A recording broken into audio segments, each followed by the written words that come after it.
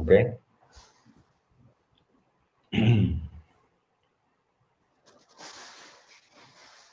2, 1.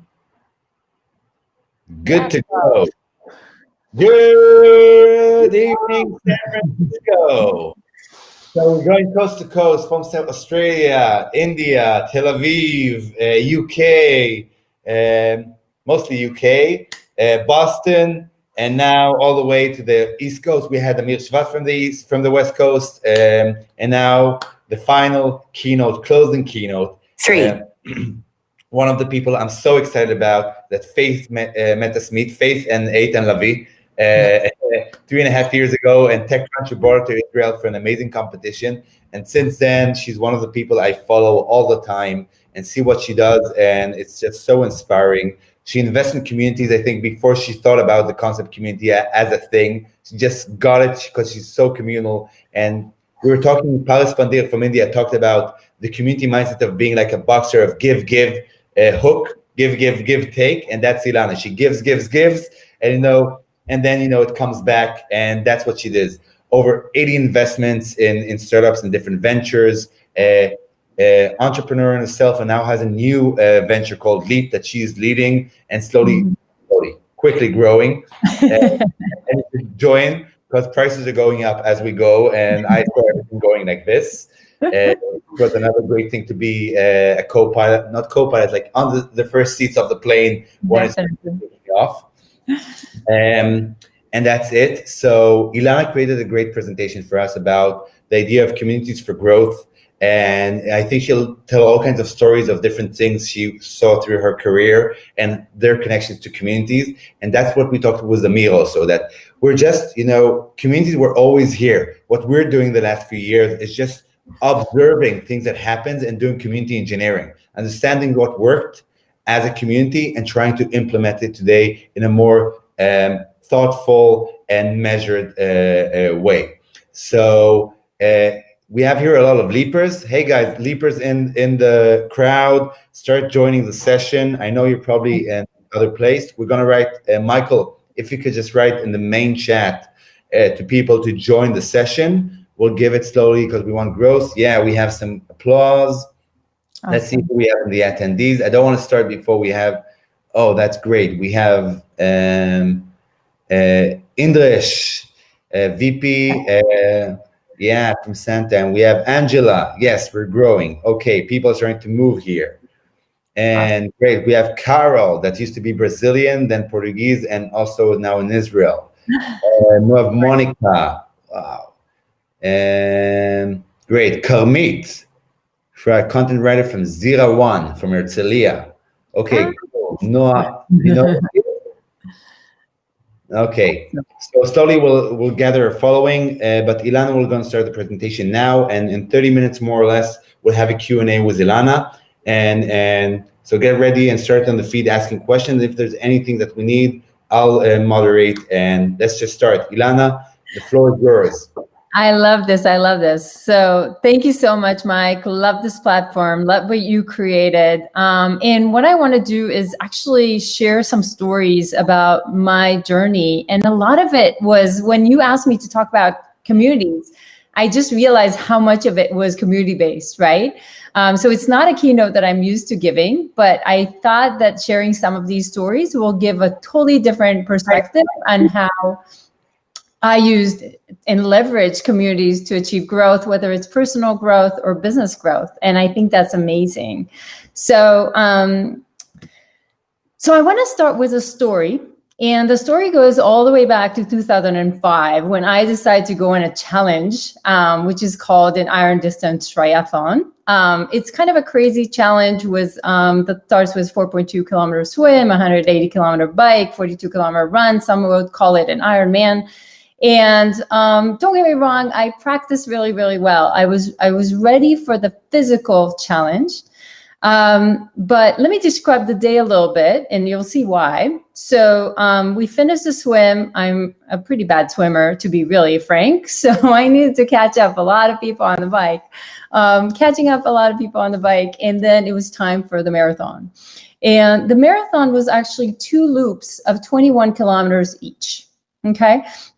And I finished, and by the time you finish the first loop, I mean, it's about 11 hours of nonstop exercise, right? I mean, you're pretty done by then. But I mean, physically, I thought that I was okay.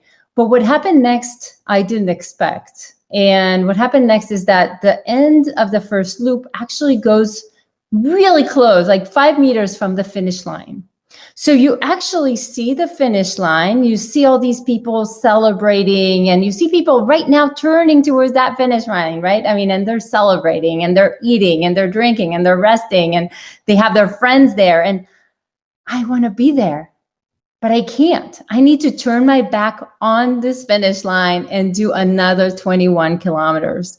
And what I didn't expect is the emotional intake that this had on me. And I actually found myself totally depleted and with absolutely no energy. And I actually started walking. And to make it even worse, a volunteer gave me a stick light, kind of emphasizing that by the time I come back, it's going to be freaking dark. So at that point, I was really at the bottom of my barrel. There was no energy left. I started walking, and I knew that if I'm going to walk, it's going to take me forever. My eyes were tearing. And I had no clue how I'm going to finish this thing. And what was interesting is what happened next. So, and again, I want you to kind of just think of me as like, I have no clue how I'm going to finish this thing. And right next to me, there are a few more people that are right there kind of with me and trying to figure out how they're going to start another 21 kilometers now. And we don't know each other. We don't know our names. I have no clue where they're from. So we don't know anything about each other, but we're suddenly bonded by this cause, by this goal that we're all trying to achieve. And they become immediately my tribe. They become the people that I need to lean on in order to do this. And what's interesting is even though I have no energy left for myself, but suddenly I pick up myself and give the little bit of energy that I have left to fake a smile and to cheer them on a little bit. And then they fake a smile and they cheer me on a little bit. And we do this and we start a little bit joking around, and suddenly we're starting to walk a little faster. And then the walk becomes a jog, and the jog becomes a run. And at that point, I knew that I'm going to finish that race. And what I want to think, really think with you is that the only thing that really bonded us together, even though we didn't know each other's name and we didn't really know anything, but we were a small community. We were, we had this amazing bond by this shared purpose and goal and values. And that's what it made it so strong, that made you actually make things happen that you didn't even know you can do. And that's the true power of a community, and that will really kind of take you forward to places you didn't know exist. So that's one story that I thought was really, really interesting. And then and fast forward, I'm kind of going to a different story. And, in my career, I was kind of leaping from an engineer to sales and product and technical executive. And eventually I decided to leap into entrepreneurship. And the leap to entrepreneurship, whoever is an entrepreneur that is listening, I'm sure you can, kind of be, you see this graph and you're like, oh my God, yes. Because, one day you're like, this is amazing. This is amazing. This is going so great. And then, oh my God, I'm such a failure. I can't believe it. And then the next day it's like, oh my God, I'm good. I'm like, this is it. And then it's like, oh my God, I'm wrong. I suck. Right. So like, this is the ups and downs of entrepreneurship. And I was, and you're trying to persevere step after step. And I'm creating this platform way before Google Photos and all of that, to kind of automatically a memory in your pocket, essentially. So an automatic way to journal. I love to travel. I love to solve my own problems.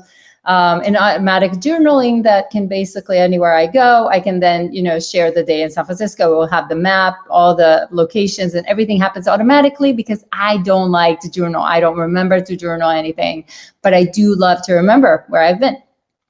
So I'm creating this thing, and you actually interviewed Mike Derrick from Startup Grind. Startup Grind is where we launched it. And what happens next is, just like any startup, suddenly we have no clue where we're going, right? We have all these different use models of people that are starting to use it.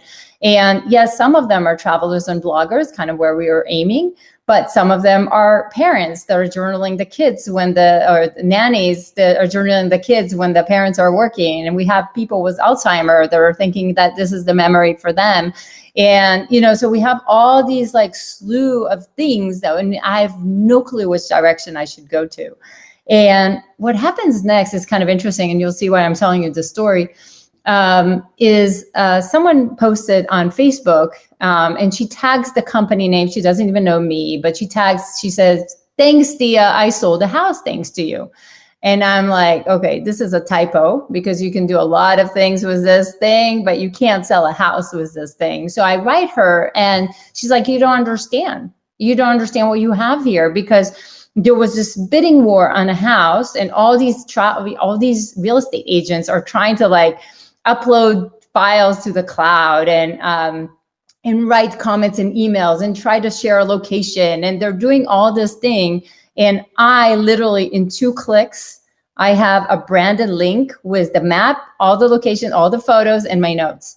I got the money before I even left the property. And at that point, I was like, holy crap, like, what am I supposed to do with this information? Is this a new direction that I should look at? And at that point, I was basically trying to figure out, this is real or this is just another noise in the system. And I found this community, speaking of a community of real estate agents, that was run by one of the admins who is a real estate agent herself.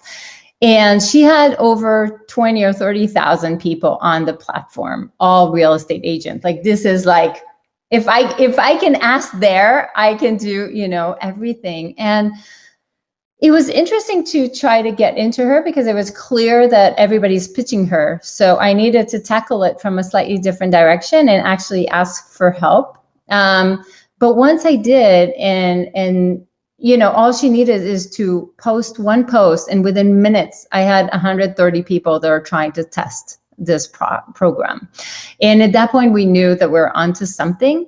Fast forward probably a year later, Stia was acquired to a real estate company. So the community made such a big difference. And what's interesting about that community is their understanding that they are stronger together. So even though they're all real estate agents, and theoretically maybe they're competing in some ways, but they know that when they're together, they're actually stronger. And just being part of that community was really, really interesting, how they're amplifying each other and helping each other grow. So, and, for me personally, that was a game changer. So that's another one. And, eventually I decided to take the money and go into more investments. And one of the investments that I am, like Mike said, I am invested in a lot of companies directly and indirectly today. But one of the companies that I'm most passionate about, that I've invested, but I'm also a part of, I'm a director, I'm on the board and general partner, was a company that was trying to solve something that I kept running into. And again, it comes back to solving a problem that you already, feel, right? So it was a typical problem of, us coming with this amazing innovation, right? And like, hey, shalom, like, we have this amazing things. And everybody's like, no thanks, we're too busy, right? And it happens again and again in today's world, because again, people are really busy, and it's just really hard to get above the noise, right? And one of the things that we realized for Israeli companies that were coming without the connection, without the network, without necessarily the right story, and a lot of other hurdles, when they come, not necessarily everybody listens, right? And we wanted to solve that. And the way we decided to solve it is through basically helping Israeli companies that really want to grow in North America significantly accelerate their growth through a vast Jewish network. So we basically found over 150 super connected investors that are not only put a little bit of the money so that they have skin in the game, we'll talk about it, but they also, or actually I can put it here, but also they have very defined incentives and rewards because they're not just limited partners, they're actually impact partners. They have a role. They need to open doors to these companies and to really make sure that they make it in North America market. And they also know that it's about adding value and seeing those amazing results. And I want to share a story about it, but it's really not about necessarily your checkbook. It's about your contact book. And that's what makes it so priceless. So think about this community of people who really is, the sense of, like having a strong Israel and innovation and having pride and, and really believing in this country and the innovation that it can bring. Think of that bond and how much they desire to open these doors for them. And that's what makes all the difference. So let me share a little example from actually a company that is not necessarily a typical one, but it was kind of a really interesting story because it's a small company in north of Israel. It's called Plasfit. It's privately held, and they manufacture plastic. Like we didn't even, when we first heard from them, we didn't even think they're relevant for us because we kind of deal more with tech and innovation. But they're like, look, we're selling in Israel and it's going pretty well, but we have nothing in North America. Nobody will give us a shot. Everybody tells us to send samples, and they disregard anything we have, right? So the typical problem. And what happened next is, we said we can't invest time in this because this really isn't our bread and butter, but we can send it to the network and see what happens, right? So we put it in our database, and within hours, one of the guys come back and say, hey, I just sold a company for $300 million to this distributor. I will make the introduction. Apparently, this is one of the biggest distributor in all of North America. And he made an introduction. It goes way beyond just send samples, right? They literally meet, they have the face-to-face, they have the connection, which is what you really, really need as a founder. And fast forward, now they're talking about a $10 million deal. Now, think about this small privately held company somewhere in North Israel. Is not even in Tel Aviv. It's away from venture capital. It's away from anything. And for them, a $10 million deal is it's such a breaker. Think what it means for their family, think what it means to all of Israel, really. So that's what a community makes possible. Now, I talked about big companies, or small companies, and I have dozens of examples from what Homrun does, but I want to actually think of communities because they're everywhere. And we sometimes don't realize that the biggest companies, the way they grow is through their communities. And the bigger and the tighter the community, the more valuable the company is in almost all cases. Okay, so if we look at Salesforce, for example, today it's valued at around 230 billion valuation. And you may think that it's a lot around, the software and the cloud and all these fancy tools that they have. But the reality is that a lot of it is the economy, is the ecosystem.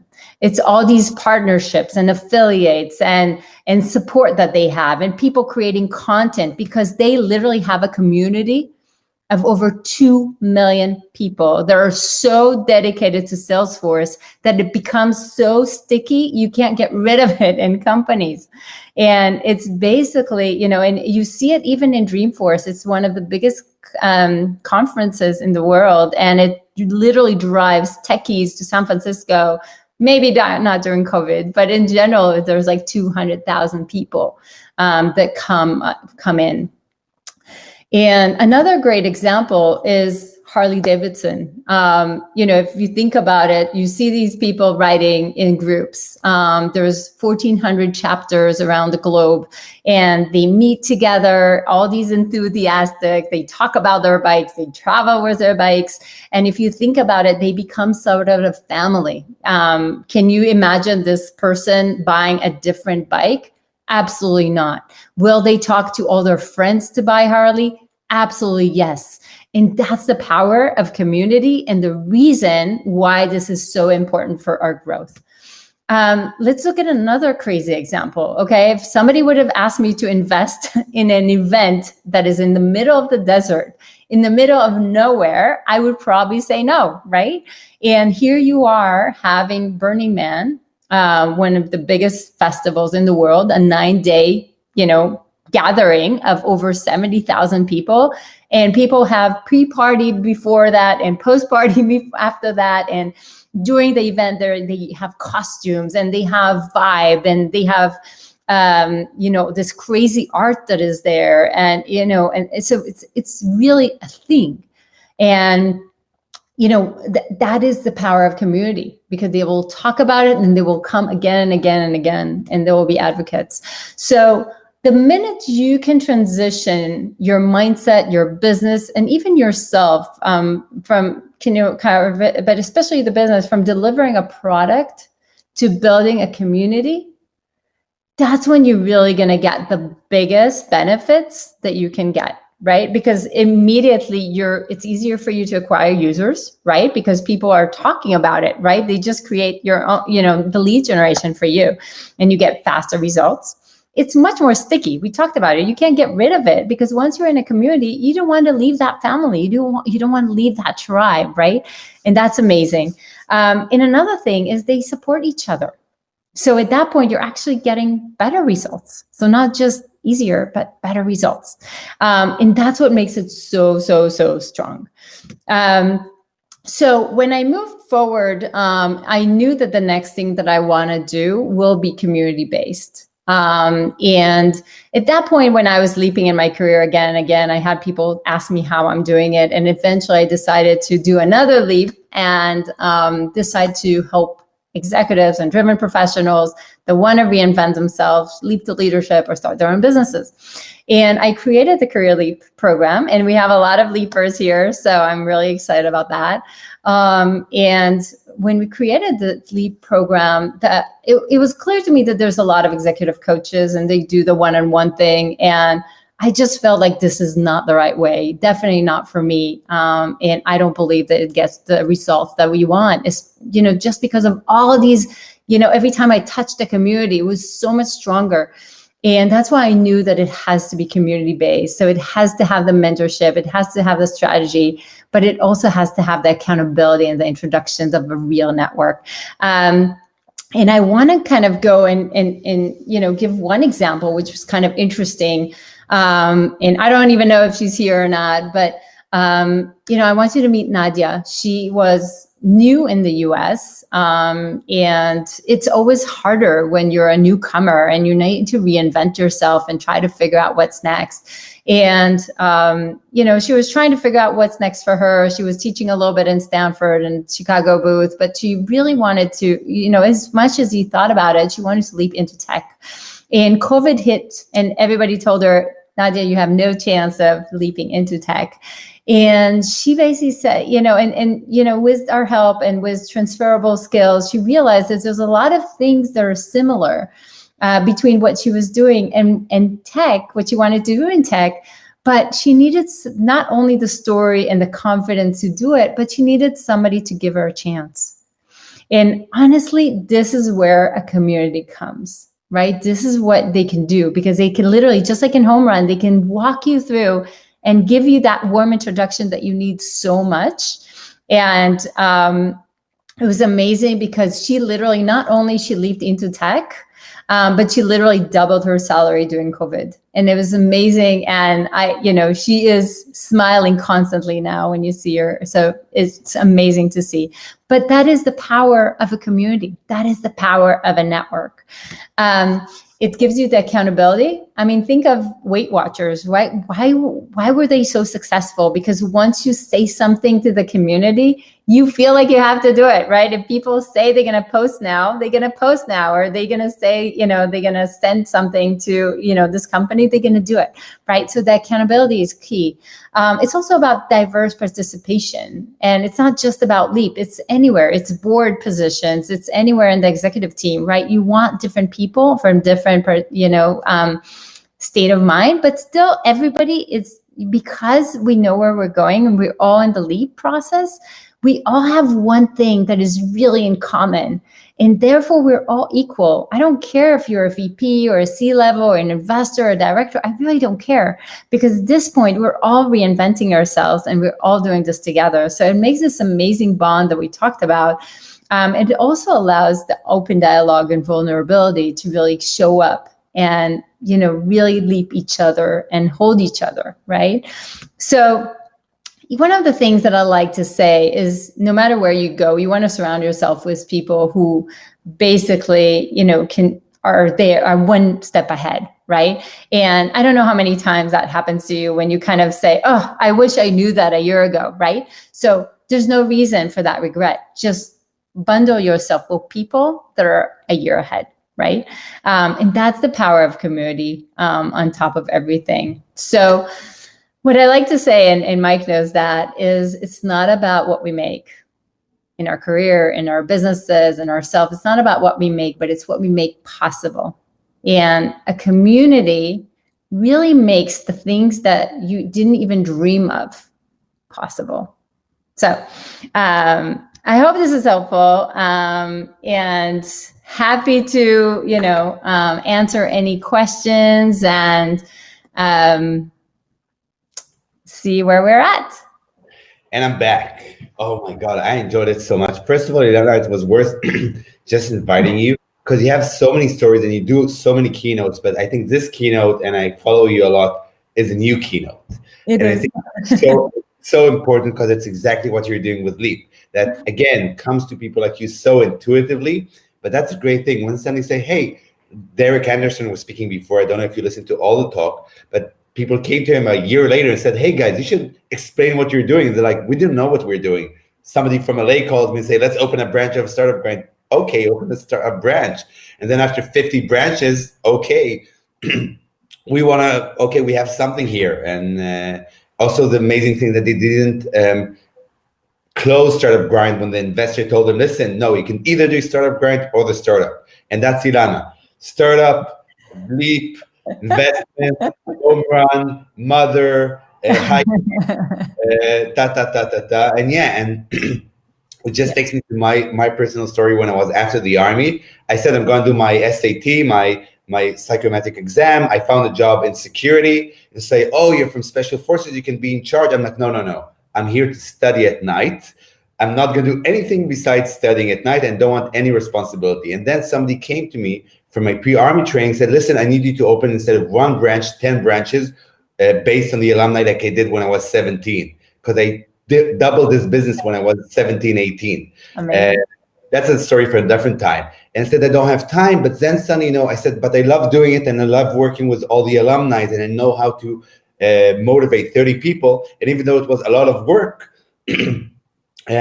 just suddenly, because I did it with so much passion, I just found the energy. And I got 726, which is like a very high score, while doing that extra job that wasn't planned at all. And I think it's all about that. You have even more time when you do things you're passionate, and you have more energy for the other things that you're doing anyway.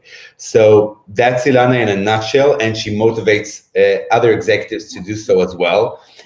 So I'm part of the LEAP program, and there are a few LEAP executives here that are a part of the program. So reach out to Ilana to meet to people and hear more about it, because she's giving a lot to the world, and it's super exciting. Let's see who wants to go on stage and have. So we have Aditya. Let's see. Yeah, from London. Hi, can you guys hear me? Yeah. How are you? I'm good. Enjoy my time over here. And Can you take the video? have a great time as well. Well, I won't be able to have video because I'm currently, just relaxing inside my room, running after assignments. Right.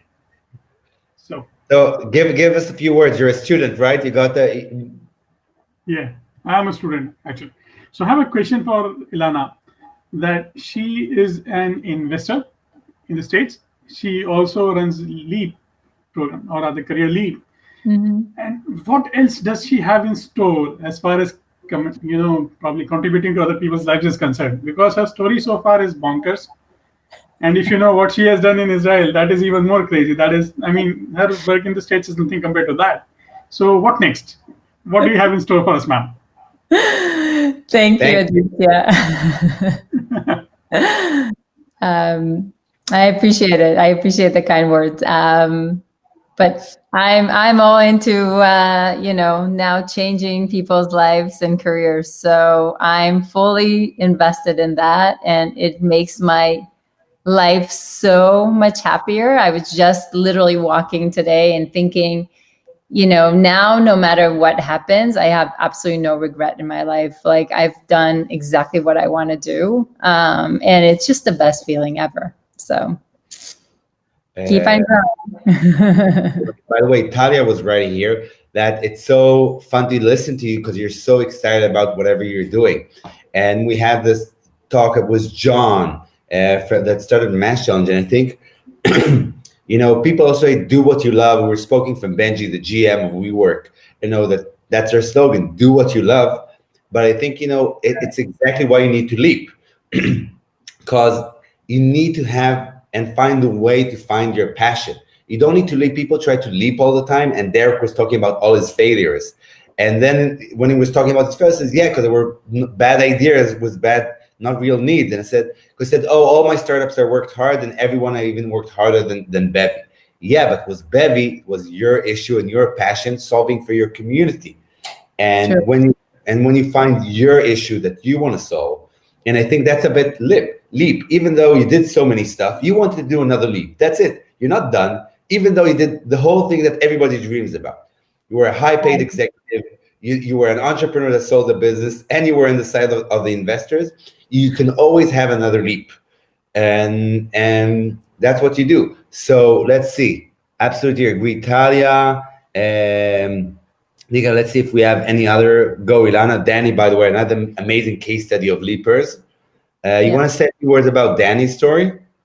Danny is amazing. I mean, he wanted to brand himself as, an expert community. He was already there, right? But he needed to brand himself, and he did it so successfully. He started getting more and more mentioned in interviews and podcasts and public speaking opportunities, and posting more about it and amplifying. And let me tell you, it's a snowball, right? It takes time, but once the snowball comes up, you get more and more opportunities your way. And eventually, yes, I mean, he had, like 2 amazing opportunities trying to fight for him, and he could choose, And when you come to that, when you have that scenario and you really build a brand for yourself, you really come from a position of power to some degree, right? You're not anymore the beggar who needs, a job, but you're really looking, you come from a position of power. You can negotiate the terms that you want. And, a lot of things just happen when you're at that position, and you don't need to blush, Danny, you deserve it. Senior director. Yeah. So, by the way, and you just launched a new program, right? Exactly to help. Wait, my throat from 13 hours of speaking. 13 hours. Yeah, that's almost like an Ironman. Yeah, it's a triple Ironman. There is also triple Ironman, so it's a triple Ironman because we're doing it for 3 days. This is only for the first day. So yeah, but Danny did a lot of things alone. And it's just a second. I'll have a sip. You want me to talk? I will talk. So, and I see here Doron as well, who is just an absolutely phenomenal individual. Like, I feel so honored that he's part of Leap. He is, he's been running operations and M&A for years. He ran a $1 billion company. Like, the guy is just, such an, a light. And no matter how much he achieved, he just keeps on trying to help. And I think that's the beauty of this network. But it's really individuals like Doron that are, that just make the difference for this community, and why it's just so amazing to be part of that. And I think, I loved how he started the story about the Ironman. And it's exactly that. We have here iron people that marathon, that's a joke. We need to do a 4 kilometer swim, and we need to do 100 plus bike, and we need to do 42. Yeah, that's not enough. Like a marathon, most of the people show up. My spouse, she's like, when I'm 42, I'll do a marathon. Like, that's enough when I'm 42. And she's pushing it forward. But and that's what people are here, iron leapers. And but even if you're an iron leaper, you need to have those people next to you. You just need a small pat. No matter how tough you are and how successful you are, in every challenge you take, you need that community, that circle, that tribe, that clan around you to support you in the hardships, because we're all human. And it takes me back to your amazing graph, your presentation. Listen, you're a keynote, that's it. But like, everything you do is made for perfection. But putting that story about being an entrepreneur, going up and down all the time, and it's real life. Insane. Yeah. If you're doing like this, I think something's not okay. Even if you're working in a company and just going like this, it's meaning you're not working hard enough. You're an athlete. I used to be a good athlete. I didn't run for the last 2 years since I'm building my business. But when you build your stamina, you have to go to peaks with your heart rate and go peaks. And that's the only way you increase your ability to do longer runs and longer things. And if you just keep a straight line and don't do those leaps, you'll never achieve anywhere new. And I think you wake up when you're 40, 50, 60, 70, like, what did I do with my life?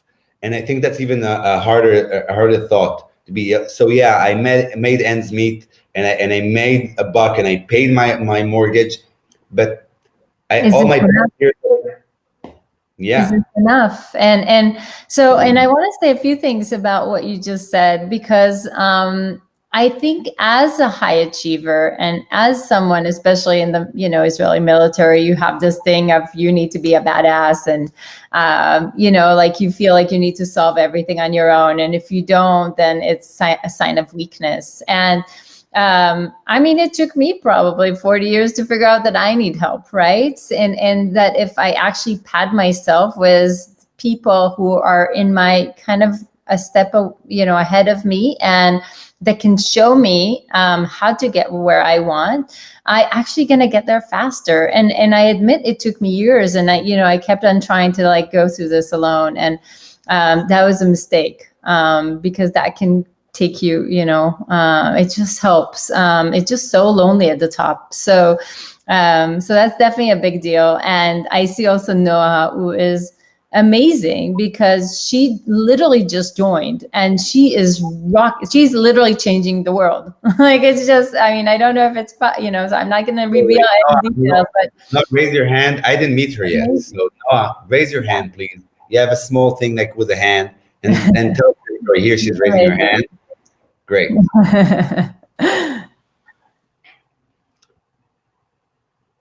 Noah, you can put your video. You'll see under your screen right now. Here she is. Here I am. Oh my God. How are you changing the world, Noah? I want to hear about it. If you could put your screen a bit lower, so you're in. Yes, hold on. I'll just sit up straight, and then I'll be. That's also an option. There we go. This also works. I'm trying to change the world. Let's see. I am a nurse, but more than a nurse, I'm an innovator. And I am changing the world because I want companies and investors and nurses to understand that they are also part of the health tech innovation. And I'm creating a platform so that nurses and innovators, nurses who are innovators, can find their home, learn what they can do for the ecosystem, and the rest of the ecosystem can go, hey, nurses, you are of value to me too. So that's what I'm doing. Amazing. That sounds like, and people don't know, nurses are so dedicated and usually stay in their position for so many years, and have so much knowledge. And when you think about the best startup, everybody thinks the best entrepreneurs are like Mark Zuckerberg, that are 24 when they started, or 19, I don't know. But the real ones are actually 45. And it's the people that come with a vast amount of experience. All the fluke stories are flukes. The majority of the startup success are people with strong background, with real understanding of their industry and the real ability to do a change in their industry. And so do you have, by the way, case studies that you already can use to get a community or get a group around your idea? Yeah, I do actually. First of all, there are a lot of innovations that are created by nurses that you don't even realize that they're created by nurses. And I'm learning from you guys. I just started a community of nurse innovators in Israel now, as I'm sitting here listening all day, but the time was right for it. So, for example, the crash carts that they use when somebody, you see in ER, somebody's having a heart attack and they run with the cart. That was a nurse's idea. That was not a doctor who thought of that. The little blue lights that they put babies under when they have jaundice newborns who are yellow, and they put that was a nurse's idea. There are so many nurse innovations.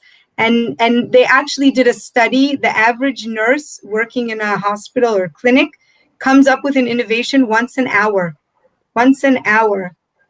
And nurses just don't know that these things that they do, right? Every nurse is so proud of their MacGyver status, right?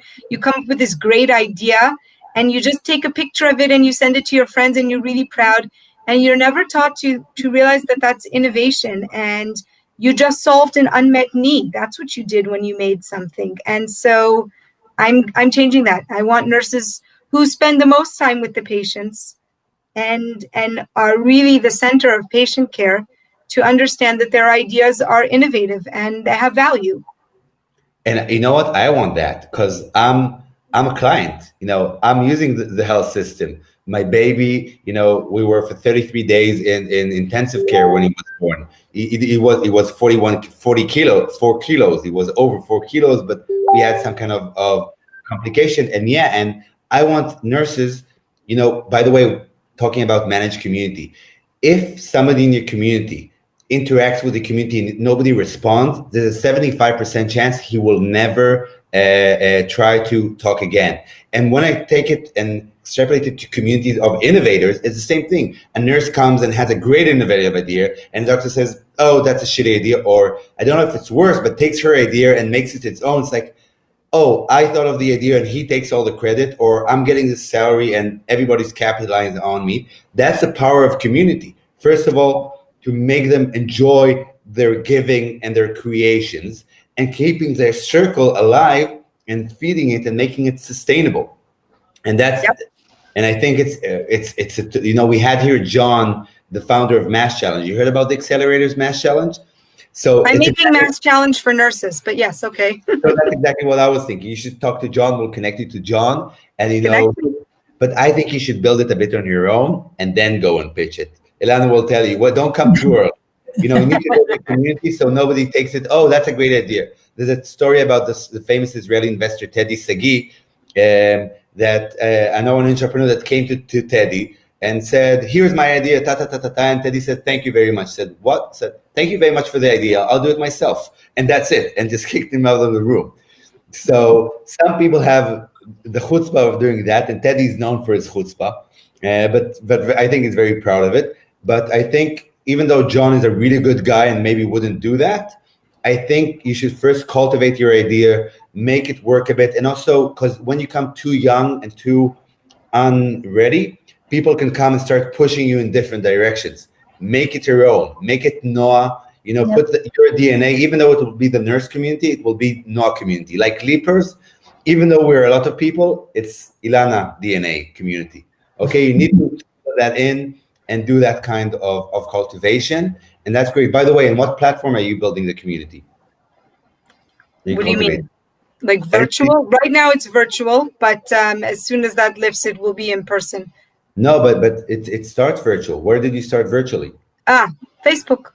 Okay, Facebook. Most nurses use Facebook. I did a little bit of research to see I'm starting it in Israel. Where are the Israeli nurses? They're not on Instagram. They're not really on LinkedIn at all. I'm going to change that. But it's on Facebook. By the way, we're supposed to have a talk. It's not happening in the end, but the head of pages of LinkedIn. And if you want to cultivate a community on LinkedIn, actually you should open a page about your idea and there you have a space where you can cultivate a community more than groups. The groups on LinkedIn don't work. The page has a lot of opportunities that's called community, to cultivate a community there. And maybe you can do something to get noticed by the VCs and the guys like that are your target audience, and they're on LinkedIn. So maybe you should also have a LinkedIn page plus cultivate your group. And that's when we build communities, we always say you need to have at least 3 platforms. One to be seen, one to a space for creation, and one for fast communications. So maybe also have a WhatsApp group with a super fan of your community, so you can, hey guys, I uploaded a post, please send me likes, or please, try to comment now. That's a quick communication. A space for creation is the Facebook, your creation, and a space so people can find you and see you. I think LinkedIn is a space because you're aiming for the venture capital, you're aiming for the startup entrepreneurs, and they're on LinkedIn. And that way you cover all the values chain and you cultivated everything you need. So that's all right. This is great advice, Mike. Look at this. I thought I was just listening. This is fabulous. Exactly. What I wanted to say is this is exactly what happens in Leap, right? Exactly. Now we'll show you how it happens. And helps each other. And suddenly you're like 100 steps ahead. It's crazy. And, now it happens in life. So I love this. So you did it, Ilana. This is you. This is your. Yeah. Ilana has a big part in it. And so just the only thing I want to recap. So we need to finish our session. Ilana needs to go. We need to close here the session, and the tech support needs to close everything. So just before we go, I'm going to talk about the 2 next days. The third day, of course, thanks. We'll take you off. So the third day is going to be masterclasses. You're going to have, you paid, the Leapers got sponsored by Ilana, but for like the small amount you pay, you're going to get workshops. That each workshop is usually more than a few $100, each one of them. And all you guys that got tickets with Ilana and registered is going to get also the videos later. But like here, that we put people on stage, that's why you want to be in live sessions. Because if you have somebody like me that charges hundreds of dollars an hour and comes in 5, 7, 10 minutes, can put your case study on stage and help you in live, why not take advantage of it? And tomorrow we're going to have roundtables that you're not going to have only one mic. You're going to have like, and I'm just like 4 years professionally owning community. And there's people that 15, 16 years or 20 years, like Danny, 13 years owning community. That's been building communities that will be in roundtables and give you great advice. So you should join all our roundtables that are relevant for you. And maybe you'll get a chance to get on stage and share your idea and get feedback from the group. So that's it for today, tonight. This morning, I have somebody from Australia that just connected and is now already connected for the session. For him, it's tomorrow. For us, it's only the end of today. And that's it. Ilana, amazing keynote. Thanks for investing the time and energy on doing a special keynote for us. And we'll see you guys tomorrow. Absolutely. Thanks, Mike. Well done, everyone. Thanks for joining. Thanks, Doron. I love all the feedback and